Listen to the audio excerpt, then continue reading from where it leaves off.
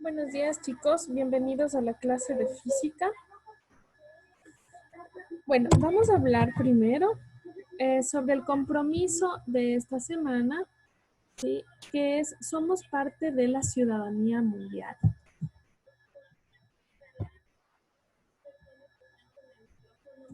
Todos somos responsables del mundo y de los demás. Somos la ciudadanía mundial. En los últimos años ha surgido la idea de una ciudadanía mundial, particularmente esta en relación con la urgencia climática que afecta a toda la humanidad. Pero ¿qué es la ciudadanía mundial y sobre todo qué es lo que significa? Como nosotros sabemos, la mayoría nos definimos como ciudadanos de un país, ¿verdad? A veces de dos, para quienes tienen doble nacionalidad. Pero todos, absolutamente todos, somos ciudadanos del mundo. Esto depende de cómo nos definamos, ¿sí?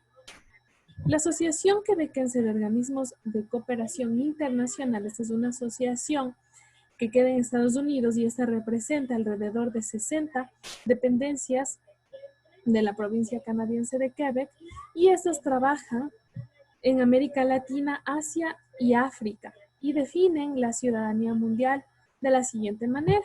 Esta es una respuesta a la necesidad urgente de actuar sobre cuestiones locales y mundiales.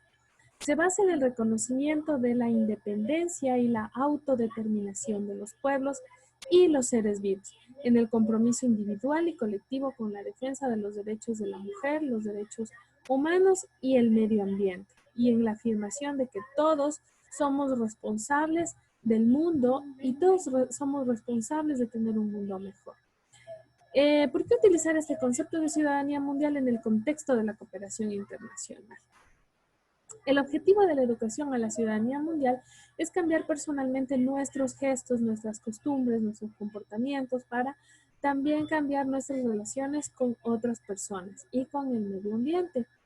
El tercer nivel de los objetivos del ciudadano mundial se encuentra al nivel de los cambios sistémicos de nuestras políticas en la organización social, económica, política y sobre todo ambiental. Con este método de la educación a la ciudadanía mundial, lo que pretenden los organismos de cooperación internacional es que las personas que aprenden sobre esta manera de ser se conviertan en protagonistas del cambio.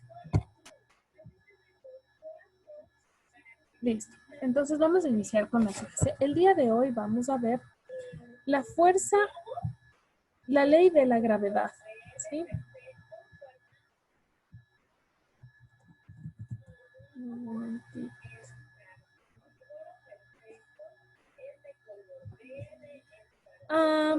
Vamos a hacer un pequeño repaso. La biografía de Galileo Galilei.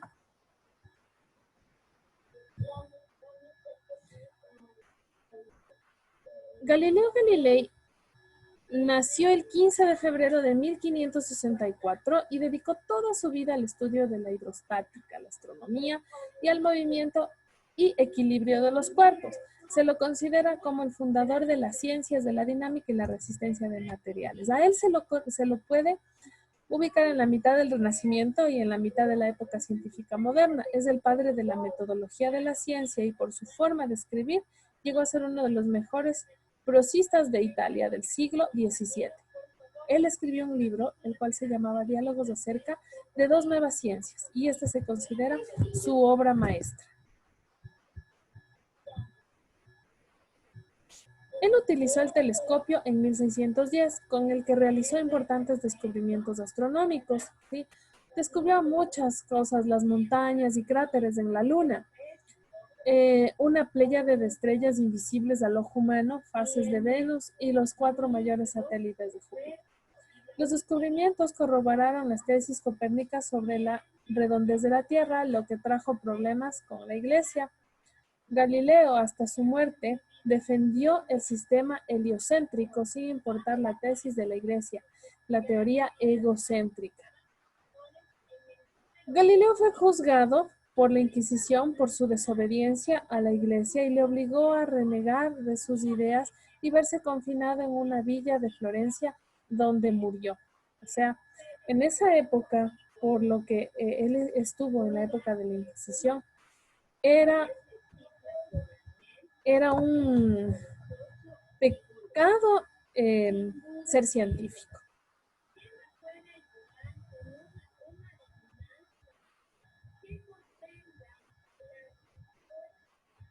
Galileo inventó uno de los termómetros o termoscopios en 1603. En 1597, Galileo desarrolló un compás geométrico y militar que también le sirvieron como una de las primeras calculadoras. En sus contribuciones más importantes se involucraron la matemática y la teoría del movimiento. ¿Sí? Él hizo observaciones importantes sobre el péndulo en 1602. El siguiente año ustedes van a ver sobre el péndulo. Hizo avances en el estudio de la gravedad y el movimiento al medir la velocidad, distancia y la aceleración de los objetos que caen en un plano inclinado. Él desarrolló la teoría de la gravedad y movimiento, sino que también creó métodos matemáticos y científicos para probar dichas teorías, que cambiaron la física y la matemática.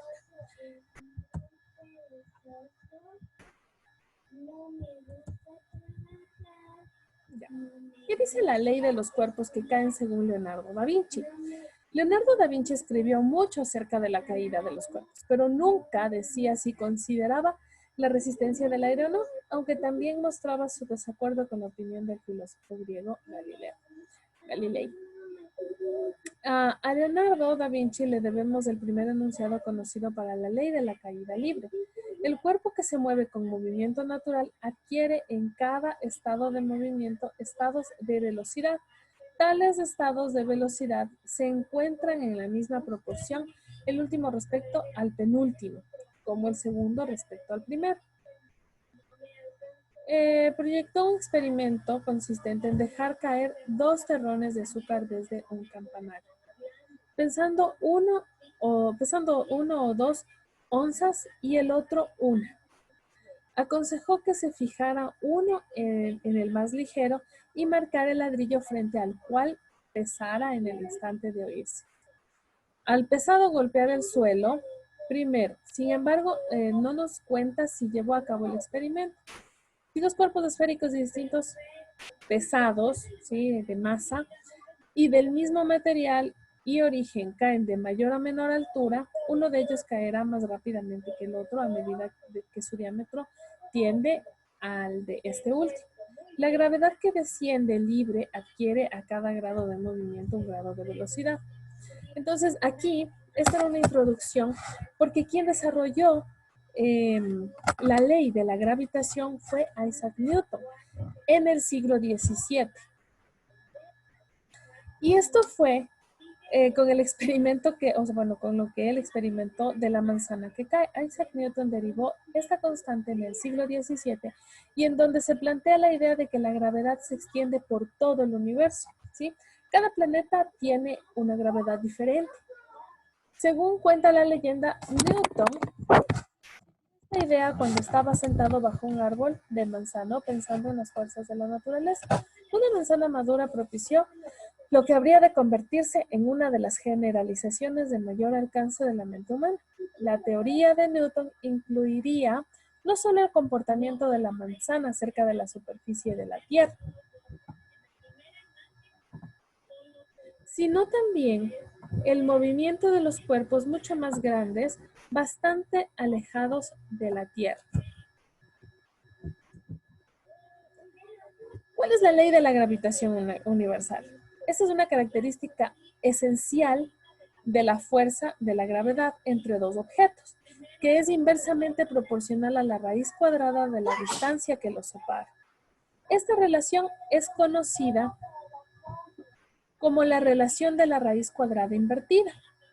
Se desarrolla que todos los objetos se atraen unos a otros con una fuerza directamente proporcional al producto de sus masas e inversamente proporcional al cuadrado de la distancia que separa sus centros. El Sol ejerce una fuerza de atracción gravitacional sobre el planeta y sobre todos los planetas del sistema solar. Pero el planeta también ejerce una fuerza de atracción gravitacional sobre el Sol. Entonces, todos los planetas ejercen una fuerza de atracción gravitacional sobre el Sol. Y el Sol ejerce también una fuerza de atracción gravitacional sobre cada uno de los planetas del sistema solar. ¿Cuál es la expresión de la ley de la gravitación universal? La fuerza ejercida por la Tierra sobre una partícula de masa m en la superficie tiene la magnitud donde g es un número fijo llamado constante de la gravitación universal. M es la masa del Sol, M mayúscula, M minúscula es la masa del planeta, cualquier planeta con el que se esté calculando la gravedad, y D es la distancia entre el planeta y el Sol. Entonces aquí tenemos la expresión actual de la ley de la gravitación universal. ¿Sí? Esta es la constante de gravitación universal. Esta es la masa del Sol, la masa del planeta al cual nosotros nos estamos refiriendo. Puede ser en este caso la masa del planeta Tierra sería aquí. Y la distancia al cuadrado, que es la distancia entre el planeta y el Sol. Al someter una sola ley matemática a los fenómenos físicos más importantes del universo, ¿sí? Esto es observable y Newton demostró que la física terrestre y la física celeste son una misma cosa. El objetivo es entender que la gravedad es universal. El movimiento de los planetas alrededor del Sol no es una circunferencia perfecta, es elíptica.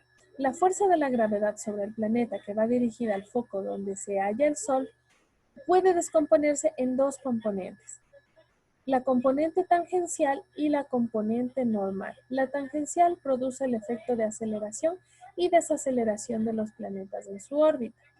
Y la componente normal explica el cambio de dirección del vector velocidad. Por tanto, la trayectoria elíptica, esta es una trayectoria elíptica. Existe una componente de la fuerza, la tangencial, que tiene el mismo sentido que la velocidad, produciendo su variación.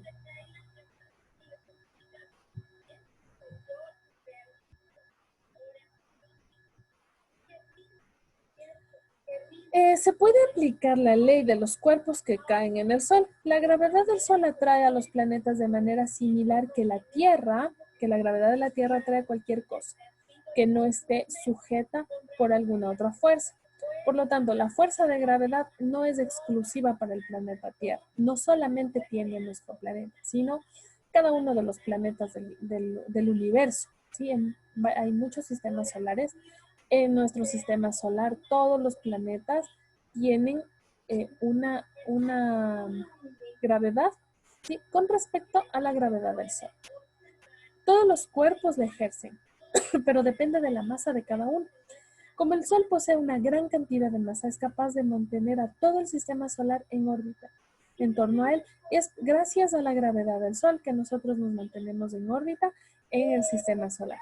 Si algún día ocurre algún problema con el Sol, o que es lo que de hecho algún momento sucederá, que el Sol muere, entonces la gravedad del Sol empezará a debilitarse hasta llegar a cero y se formará un caos en nuestro sistema solar hasta que desaparezcan todos los planetas del sistema solar en el que nos encontramos.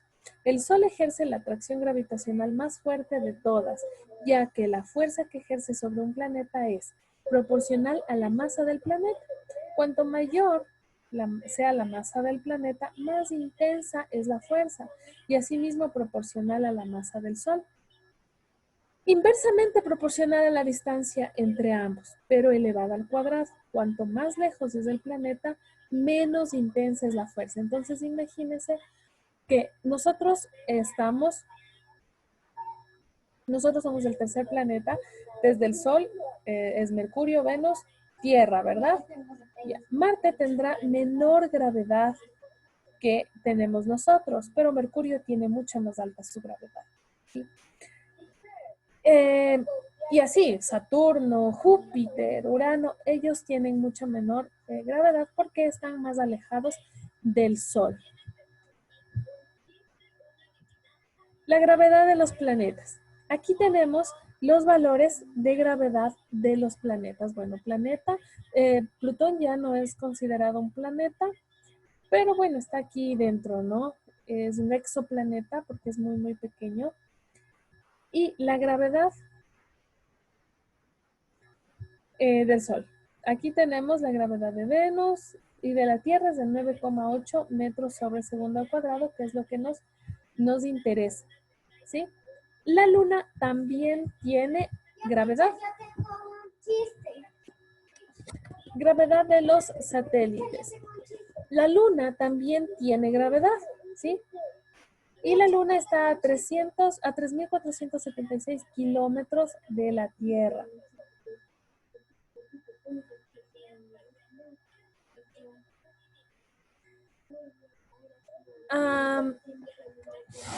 Aquí tenemos las gravedades de cada uno de los satélites de los planetas. Cada planeta tiene un satélite o varios satélites, ¿sí? Nuestro satélite es la Luna y es de 1,622 metros sobre segundo al cuadrado la gravedad de la Luna.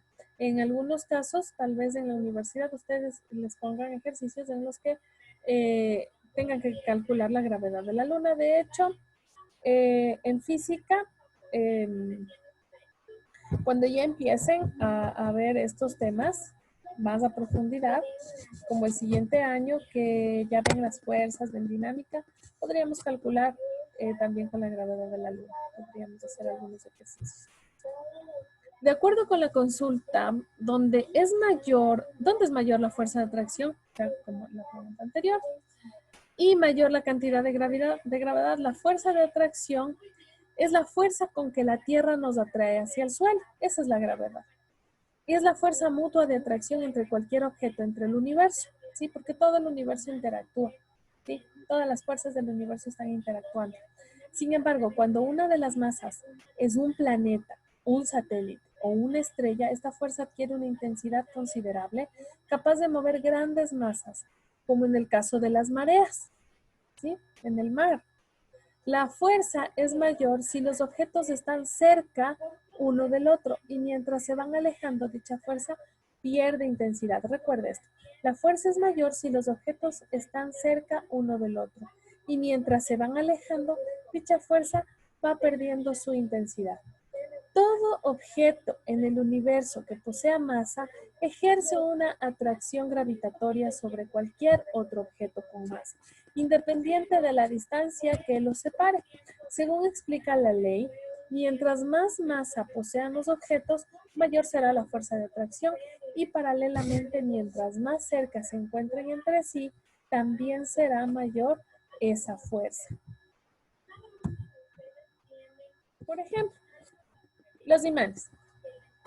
Si nosotros cogemos dos imanes y los enfrentamos sus caras, podemos observar que los dos polos de distinta polaridad se van a atraer y quedan pegados entre sí, ¿sí? Pero si estos tienen la misma polaridad, se van a repeler, ¿sí?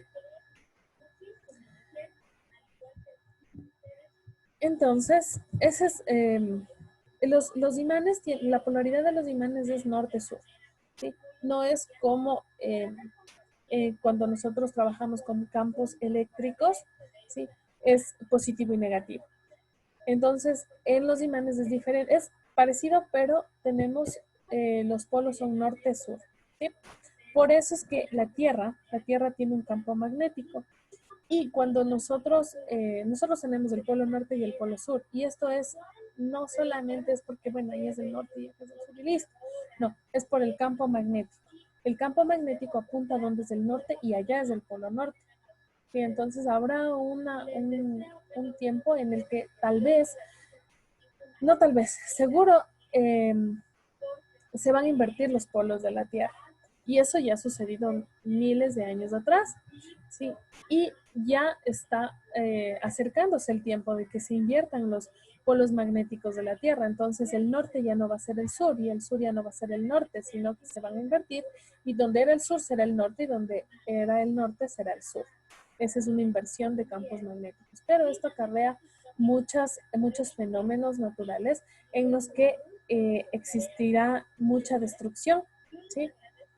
Destrucción en el sentido en el que al invertirse los polos magnéticos de la Tierra, las aves caerán muertas, ¿sí? Porque ellas es como una brújula que tienen dentro. Entonces ellas saben dónde está el norte y dónde está el sur.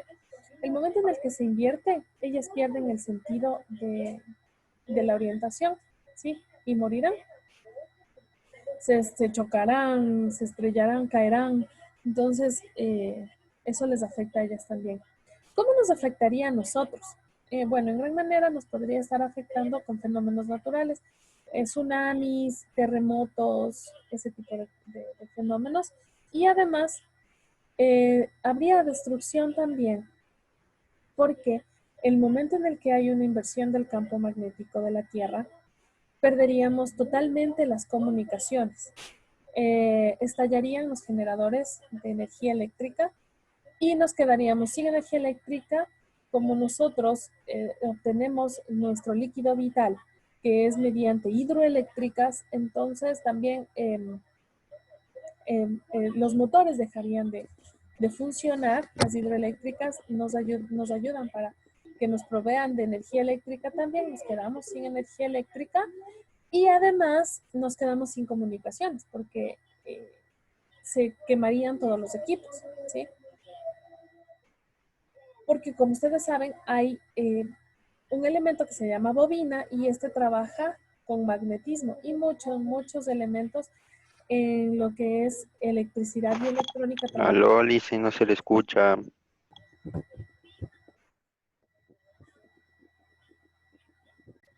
Bueno, entonces, como les iba diciendo, eh, al quedarnos sin la provisión de energía eléctrica, sin el líquido vital que es el agua potable, al quedarnos sin comunicaciones, entonces, primero, no podríamos sacar dinero de los bancos, no tendríamos agua que tomar, no podríamos comprar alimentos y se volvería un caos y entre todos se matarían, ¿no? Habrían saqueos, etcétera. Entonces, esa también sería una terrible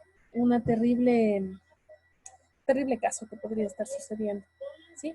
De hecho, en 1990 y pico pasó esto, las auroras boreales son el campo magnético, sí, por eso se ven en los polos, es el campo magnético de la Tierra que se logra ver, ¿sí? Esos colores hermosos que se ven en la aurora boreal es producto del campo magnético de la Tierra. ¿Por qué? Porque en el norte y en el sur hay mayor concentración de energía, ¿sí? Hay mayor concentración de magnetismo y es por eso las auroras boreales, ¿ya? Por la concentración de la energía del campo magnético que hay en la Tierra. Sí, entonces en 1990 en Quebec, en Estados Unidos, ocurrió un caso de estos que hubo una estela de campo magnético que chocó contra Quebec en Canadá y se quedaron sin energía eléctrica, sin distribución del líquido vital, sin comunicaciones. Y eso que antes no había el Internet, como es ahora, sí había Internet, pero no como es ahora, con las velocidades impresionantes que tenemos eh, de datos, ¿sí? Y tampoco había el tráfico que hay ahora, porque toda la gente está conectada, antes no era así, pero ocurrió. Entonces, de que pueda volver a ocurrir y pueda volver a ocurrir a nivel global, lo va a suceder. También se puede aplicar la ley de los cuerpos que caen donde hayan gases como hidrógeno, helio, nitrógeno y CO2. La ley de la gravedad en la atmósfera esta seguiría igual, ya que la atmósfera no afecta el modo en que la gravedad atrae los cuerpos, no, porque es hacia el centro de la Tierra. Además, la atmósfera es atraída por la gravedad del planeta y por eso tenemos la atmósfera. Es gracias a la gravedad del planeta que tenemos esa acumulación de gases que forman la atmósfera. Por otra parte, la falta de atmósfera sí afectaría levemente a la gravedad de la Tierra, pero solo porque la atmósfera es materia que suma una pequeña fracción a la gravedad general del planeta. Listo, chicos. Entonces, esta ha sido la clase de física. Es la última clase que tenemos.